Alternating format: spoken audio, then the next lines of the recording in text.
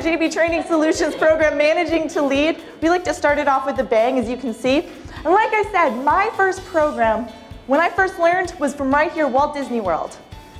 I worked there for 3 years where I learned how to facilitate world-class training through the Disney Institute, where literally the training was focused on being more engaging than a fireworks show.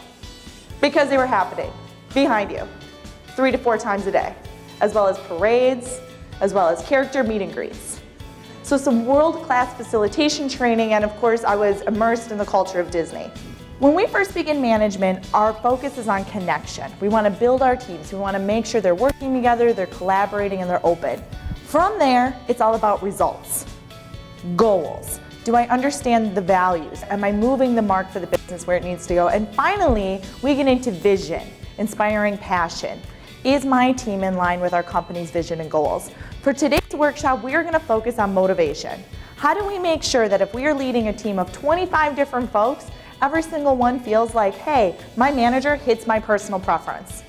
They know where I'm at and they know what kind of leadership I need at that time. That is really our goal for the day. What is the golden rule?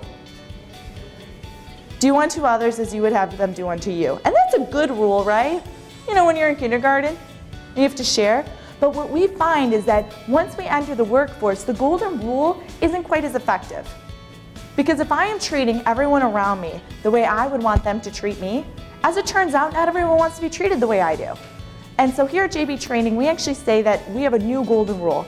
Do unto others as they would like them to do unto them. So when we look at these 4 personality types, can we see how quickly, if we are only leading with our personality test, things can get messy fast? There is, when we look at these 4 angles, a certain combination that we find the most conflict in. So we see innovators and calculators, they have a lot of struggles because the innovator is that big picture. Let's try something we've never done before. We'll figure it out along the way. And the calculator is saying, hey, wait a minute. What's our data? Let's make sure it's accurate. There is actually another combination that we see has a lot of conflict as well. What do you think that is? Driver and stabilizer. Ah, you're absolutely correct. So what we find when we look at these is that the angles, the diagonals, have the most conflict or the potential for the most conflict. There are 2 very different types of feedback that you need to give, and it is our job as a leader to know where is my team at. And depending on where they're at, do they need direction or do they need support?